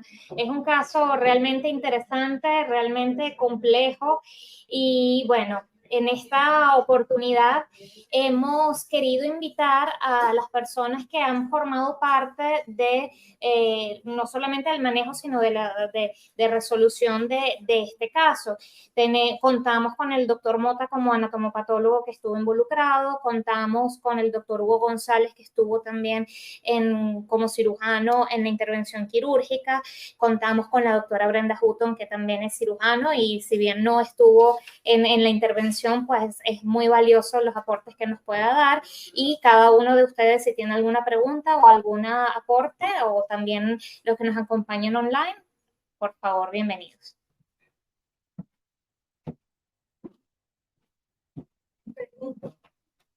El paciente tiene una patología o tienen la TBC y aparte tienen... Tuvo una TB peritoneal y actualmente los quistes mesoteliales sí. Y vamos a pensar que el quiste es consecuencia de la TBC. Iniciando. Mira, es que esa fue la larga discusión. Eso fue interesante. Vamos primero con el diagnóstico de TBC. ¿Cómo hicieron el diagnóstico de TBC o bajo qué criterio hicieron el diagnóstico de TBC? Antecedentes, 1, PPD y A. Vamos por partes. Antecedentes. Tuvo en contacto. ¿Cuánto tiempo tuvo en contacto este niño con su familia? Porque la infección por TBC necesita un contacto estrecho y prolongado. ¿Okay? 2, PPD. Ese paciente tuvo una inmunización para BCG. Sí, doctor. Entonces, bueno, el PPD ahí está. Lo único que te dice es, sí, estoy en contacto con ADA. ¿Revisaron ustedes los casos de ADA falso positivo? Sí, estipula un porcentaje. Ok, el ADA es muy sensible, pero no tan específico. Ok, entonces te tienes que acompañar con otra cuestión. Le hicieron un cultivo que es el diagnóstico estándar de la cuestión. Consiguieron que creciera un micobacterio en el cultivo. Sí, doctor. Sí, solicitó al hospital. Bueno, Creció. no creció. No creció nada. Mira, lo que nos llama este caso, es un caso complejo, con 3 años, este niño, bueno, prácticamente se casó con el servicio, fue que uno veía a ese niño muy bien. Si tú le ponías algo, lo tapabas del tórax hacia abajo, no tenía nada. A lo que le quitabas el que le veía la rejita, y ese chamo está ecográficamente abrazando los parámetros bioquímicos. Bien, yo sé, una CITI netamente. Después, porque terminó tabicada, teniendo antecedentes de TB con los antecedentes que tenemos, dos hadas positivos, PK negativo, el cultivo. Entonces, wow, uno revisa la literatura, hay casos muy similares a este. Dios mío, múltiples tratamientos de TBC, no lo cumplía bien, no cumplía parcial. Después al final nos montamos, se hospitalizó, vamos a cumplir el tratamiento como debe ser, mejoró, desapareció, todo el mundo contento, volvió otra vez a barriga y crecer. Dios mío, ¿qué es esto? Y así todo el mundo. Por supuesto, le planteamos a cirugía. Yo me cansé de forma literal de hacer la parasíntesis porque digamos respuesta. Miren las características de los líquidos, cambió muchísimo y el chamo sin fiebre, nada. Mira, vale, biopsia peritoneal, pero ya había cumplido tratamiento TBC que no cumplió la operación. Nadie sabía lo que tenía. Y yo decía, este chamo va a seguir siendo barrigón con esa vida llena de tabique. ¿Qué tenemos aquí? Biopsia sí, con cirugía. Cirugía siempre lo pensó, nunca lo hizo. Gracias a Dios contaba con cirugía de anito, que en buenos términos se atrevió y vino. ¿Tú sabes qué me llama la atención? Es lo que estás diciendo. ¿Cómo ha variado, cómo varió las características físicas del líquido? O sea, un primer líquido que es quiloso totalmente, lechoso. No, el primero era el cepillo. El primero era el cepillo y el segundo se puso así. Yo cuando yo vi esos niveles de amilaza en el líquido acídico, yo dije, Dios mío, una aciditis pancreática, que se rompió aquí, dije yo. Pero nunca salió, más nunca salió de un nivel. Luego hicieron la resección del quiste, no hizo más así. Bueno, ahí vamos. Exacto, ahí vamos. Porque nosotros nos sentimos complacidos porque nos abrió la puerta a realmente a realizar esta intervención. Ese grande que se ve allí y otros que estaban como salían del peritoneo y eran como que estaban comunicados desde allá. Se explicaban de una sí. Tratamos de disecarlo completo, pero no pudimos. O sea, no se pudo, sino se dejó como mal supervisado la caída. donde salía todo y donde llenaba los vidrios. Nosotros pensamos que era un tumor sólido, o sea, algo sólido porque se veía la otra que ya muy dura y no se veía mucho líquido. Doctor, mi hermana es una ecografía. Yo nunca vi la. Y aparte, Nunca llegué. Yo en inicio estaba asustado, pero no, hay una casa con la paracentesis. Pero después llegué a entrar en confianza. Bueno, nunca fue. Sí. Entonces yo estaba ahí. Y el quiste grande estaba en qué sitio? en el mesogasto, en toda la mitad del Pero pertenecía a, porque estamos hablando de un quiste mesenterio, tiene que estar en el mesenterio. Salía de la raíz del mesenterio. A mí me llamaba la atención cuando hacía los ecos, que yo veía muchos tabiques, ya puedo hablar de aquí, cuando hacen la ecografía, imágenes impresionadas. Después que te lo veo, porque no, ya estamos claros. Que todo era hacia el abdomen izquierdo, hacia el abdomen derecho, abdomen flanco, el derecho, mucho también. O sea, al lado izquierdo, el volumen era mayor. Eso sí. Sí, porque había varios, grandotes y otros más pequeños. Todos estaban comunicados y se llenaban de unos. Bueno, entonces, ahora la pregunta es interesante, porque está planteando otra. Tenemos que bien publicar de casos de quito mesotelial, quito mesotelial en adulto, quise de mesenterio de otra cosa, bueno. Y muchos de esos terminaron operados y chévere. En nuestro caso, se hizo el control ecográfico ayer, yo lo hice, nuestra colega presente, el niño se ve las mismas imágenes, más pequeñas. Eso va a seguir creciendo. ¿Qué vamos a hacer? ¿Qué opina usted, doctor? ¿Qué vamos a hacer? En la revisión de la literatura te está diciendo que hay que tener un CSI completo. Exacto. De lo contrario vas a tener residuos. Exactamente.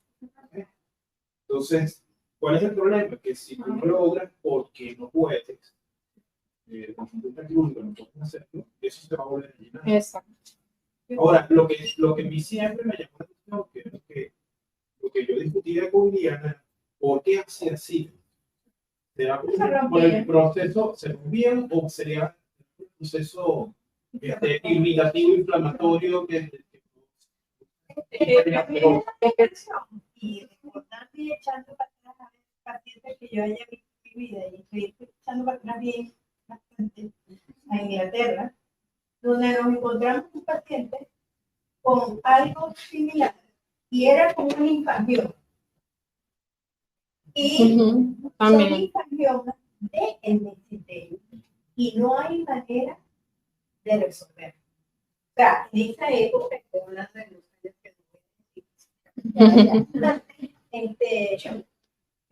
que eran grupos y a veces llegaban hasta intestinales y había que hacer resección. Pero ¿cuántas veces podía hacer este muchacho y hacerle lo mismo? Entonces, había que pensar en otra cosa. Entonces, podríamos con este líquido que ya no va a aparecer otra vez, ver si se asemeja a un infangioma y tratarlo como un infangioma.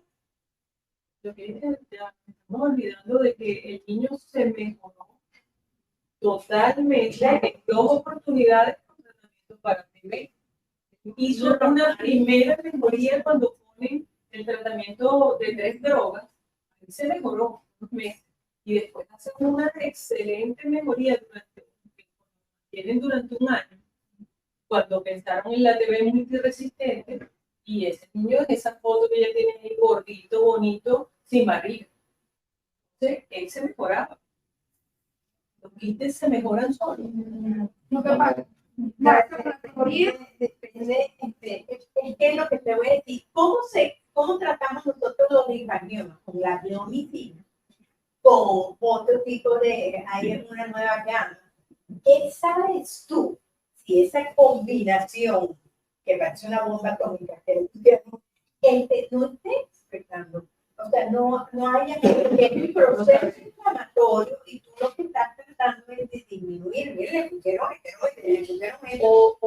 era por la clasificación que tenían ahí. Dentro de la, Sí. dentro de la clasificación están esos quistes mesoteliales que son reactivos a un proceso inflamatorio. Que hubo una TB que inflamó de tal manera este peritoneo que dejó de ser su función de intercambio de líquidos, que es el peritoneo, lo dañó y entonces aparecieron los quistes. Francisco, dime si eso es posible.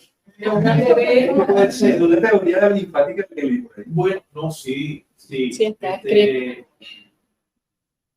Hay algo allí que pusieron, que es la hiperplasia sinusoidal reactiva de lugar. Generalmente cuando tú tienes una hiperplasia sinusoidal, una de las causas es el proceso obstructivo. Entonces, yo no sé hasta qué punto puede haber sido eso, pero creo que yo le dije a Liliana y se lo comenté. Incluso yo traje una fotografía que no se lo pude enviar a la doctora de los nucleocitos. Los nucleocitos están cargados de un pigmento que yo no sé qué es. No es sangre, o sea, no es hemosiderina, no es litofuxina, es un pigmento como anaranjado.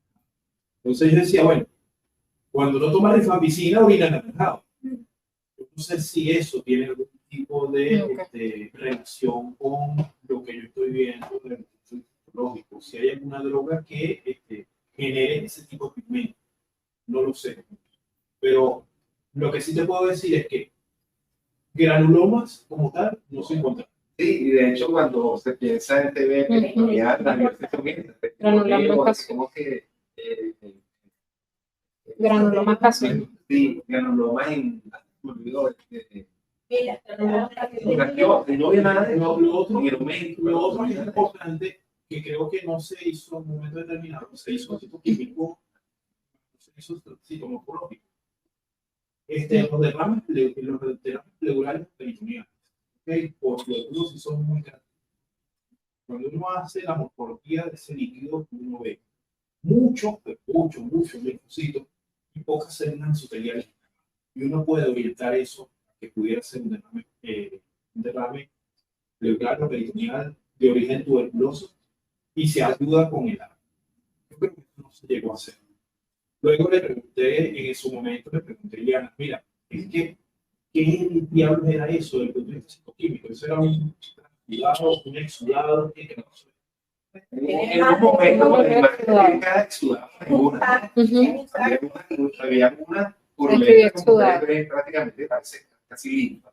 Y en otro y había uno, el primero que yo saqué era cetrino, bien bonito. Y eso no todavía tampoco es lechoso tampoco. Eso fue parte de yo les voy a decir, la peritonitis que yo había hecho de TBC se confunde con un linfoma. No es un líquido, no es agua, no es nada. Es un tumor con un linfoma. Y te produce perforaciones del intestino. Y las características es que te perfora por todos lados y tú no puedes controlarlo. Lo hemos tenido en el hospital de niños y cuando llegan a este extremo, difícil que le peguen nada. Pero aquí tú estás hablando. Y en un momento, Francisco, de que yo no mira, no tenía el teléfono mira porque llegamos a tener ese teléfono y eso todo es un respiratorio, llegar a medicina, voy a respirar, y diurético, y el diurético está haciendo algo aquí, evidentemente no. Entonces yo decía, bueno, vamos a hacer, no me dio. Hasta que una vez puse y vi eso oscuro y yo digo, oye, ¿esto qué es? Doctor, y se pueden hacer tipo podas cada cierta, digamos, no sé, cada 6 meses, cada 10 meses. Así, no, me refiero porque no lo puedo sacar completo y no es, y no puedo yo, ni siquiera es, doctor, decir que la próxima vez que se haga y se promueva puede eliminar todo, porque es bastante. Por eso estoy pensando que si este es un proceso del sistema linfático, que podría ser y se ve de estos colores, porque cuando hemos tenido kilotórax y de en ningún momento es no triglicéridos ni nada de eso, solo nunca hubo triglicéridos. Pero bueno, pero es que tú le tampoco vas a conseguir triglicéridos ni nada de eso. Eso no lo consigues. Entonces, si tú vas preparado y la gente inyecta con bleomicina o cada 100, no, 20, 420. ¿Qué hizo cirujano? Invitado. Ese es una. El cirujano invitado, bueno, porque no se captura para reciclarlo, porque se llena.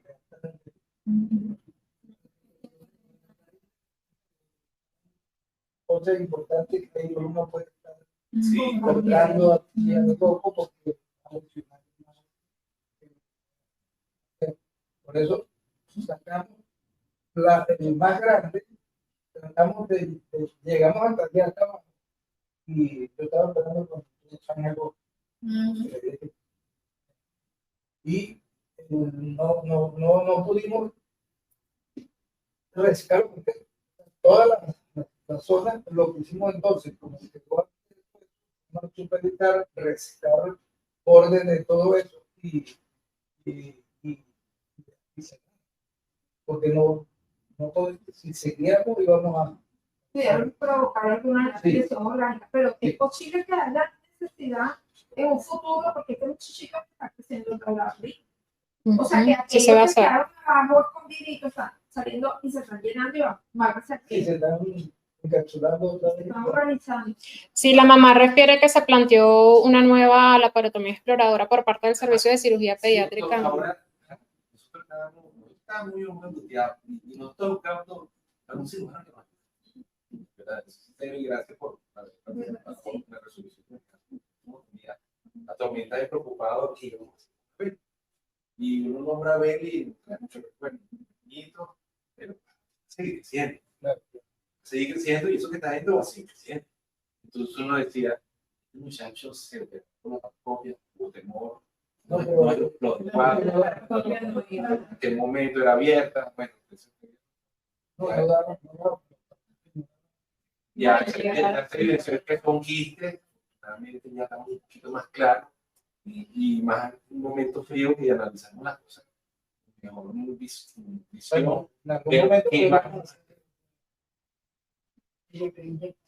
Bueno, por eso. Aunque sea con para glucosa al 20%. Para ponerle algo que no, lo que quieren es desinflar y después poner algo que irrite y que se haga. Ahora una pregunta así que formulo dentro del caso, una pregunta que era como desconocida. ¿Cómo volver a cambiar?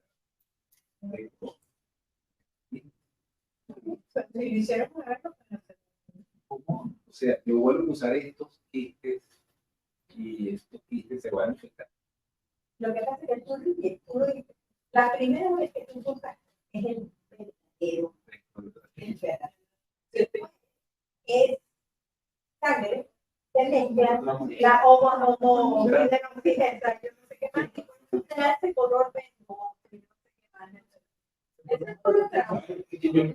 yo no sabía nada de eso. Yo creí que una guía, recuerdo que te dije que cuando tenemos esas pleurales que se llenan y pleurocentesis, entonces tú lo que haces es una pleurodencia, irrita las membranas, pega y entonces yo me imaginaba que eso podía ser claro. Lo que pasa es que yo no sé si eso se puede hacer en una patología donde hay multiplicidad. Sí, porque ellos se comunican uno con otro. No los pueda ver, estos están lo que sea nutriendo allá abajo y eso viene. Entonces tú tienes que llegar a sacarle y meterle eso. Y ellos se comunican uno con otro. Lo mismo que pasa con los del cuello. Y se van adosando las paredes y van desapareciendo. Hay otros medicamentos nuevos por ahí que tendrían que buscar en relación, que están relacionados con lo mismo de las hemangiomas, que podría también usarse en los hemangiomas. Lo que pasa es que en actores, yo tengo una niña recién nacida, una característica, y le sequé, y no le sequé pero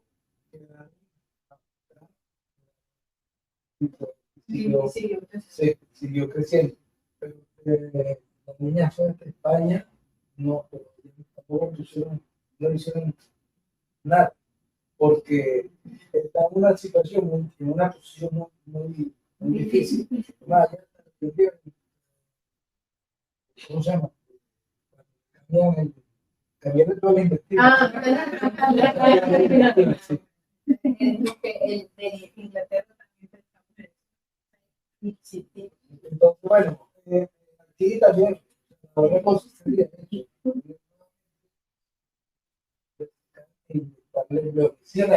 todas estas cosas son nuevas. o un relajante para que eso es inflamatorio.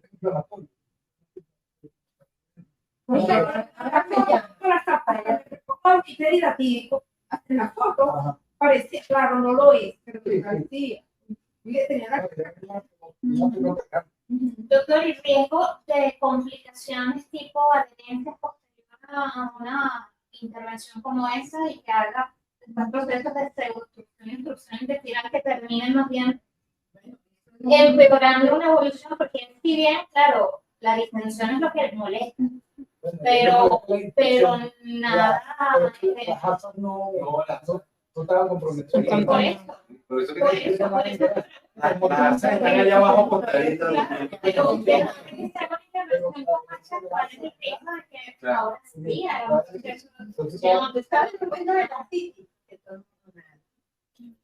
Entonces no hay problema. El problema es cuando no se cae. Sí. Ahora me pregunto, ya que sabemos que son interesotemeales, el término adestitis achicar. Porque no es así. No, porque no es líquido libre. Son quistes. Ojo, yo no lo veo. Yo le reboto la pregunta a Hugo. Yo no lo vi, a mí me llegaron de fueron las lesiones.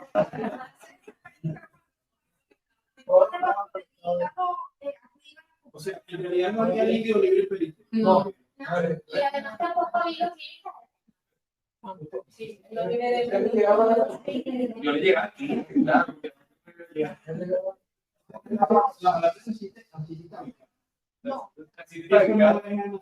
No, no, claro. Después que todo sacó todo, ya le digo que no es una cita. Pero antes no. Pero de hecho, el diagnóstico de ingreso, y por supuesto, era un síndrome de una citis en estudio. Y luego, pues, ya sabemos que no es así, porque evidentemente citis nunca tenemos, sino citis. Yo soy maligna, con la segunda función o tercera, yo le dije, es un mesotelioma, ¿te acuerdas? Estos son mesoteliomas. Bueno, yo me siento complacido que en este caso se haya presentado aquí en tu función, porque verdad que nosotros estábamos buscando respirar. Dios mío, que nos ayude. Estamos un poquito más orientados a lo que tiene, ¿no? Pero ahora es que le vamos a ofrecer. No, la doctora está haciendo tratamientos que, bueno, valorar si es posible o no, por lo menos. Algo que se logre que se sí, y bueno, y no llene más debilidad y que cirugía, como cirujanos, la tienen eso. ¿Usted vio peritoneos? Sí, había. Sí, había un poquito de peritoneos. No, sí, va a tener bastante. Eso viene, imagínate, ¿sabes las capas de barrio? Todo el meso. Entonces cae en una raíz.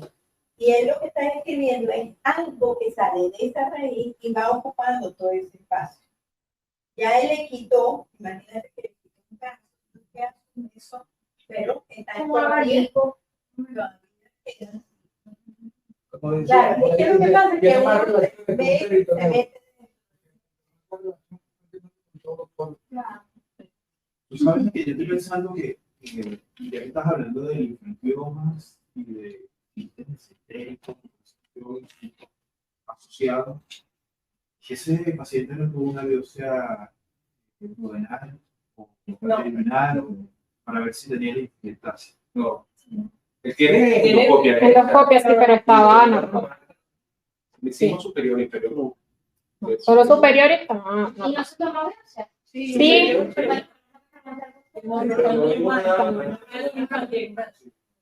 Normal, pero que se no la paciente tiene tampoco es un paciente que debería.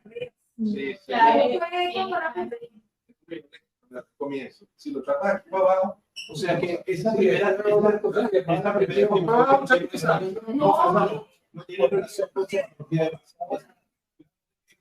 por diarrea. Se autolimitó, fue autolimitado.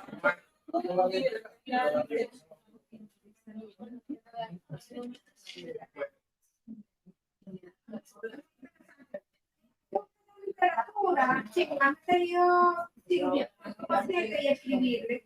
Sí, ya estamos en eso, doctora. Ya estamos en eso.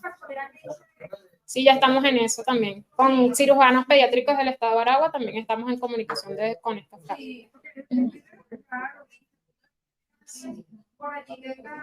Sí, incluso nos invitaron a hacer un conversatorio sobre el caso con los casos que han tenido los pacientes allá en el Hospital Central de Maracay. No, pediátrico, solo se ha escrito en 2 años un solo caso. Ok, ya concluimos con este caso. Aprovechando el espacio, hace 2 semanas nos llegó una niña con una TBC con distensión. Le hago el eco y consigo una cita vital. Sí, cierto. Ese caso lo vamos a agarrar y lo vamos a representar porque representar porque no es de nosotros. Que nos acaban de decir que es niñita de cada. Yo dije, no Y ella sí tiene ese diagnóstico. Pero Ella sí. Y tiene cosas positivas. O sea, que es un hospital Del universitario. es nuevo. Sí, Tal cual. ¿Cierto? hace 2 semanas. Entonces, lo tenemos a pensar. Bueno, la proceso de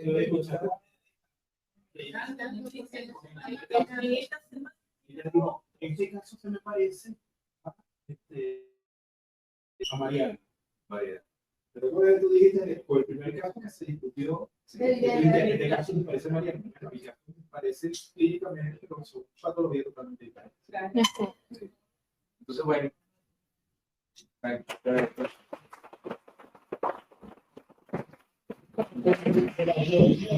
Gracias, doctora Dayana. Gracias a todos los que nos acompañaron en la tarde de hoy para discutir este caso tan interesante, tan complejo, y así como los demás casos de los diferentes hospitales que han sido, creo que, nutritivos para todos nosotros. Agradezco a los 3 posgrados que siempre forman parte, pues, de nuestras actividades académicas, a cada uno por el trabajo que realizan.